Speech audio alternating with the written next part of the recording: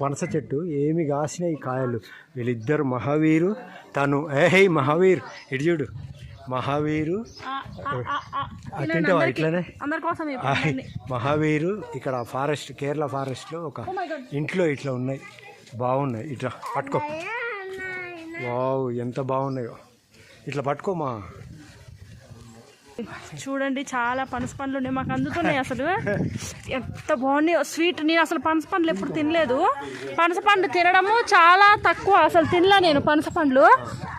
అబ్బా ఏమో స్వీట్ ఉంది తెలుసా పండ్లు. బాబా ఇన్ని గుర్తులు అసలు.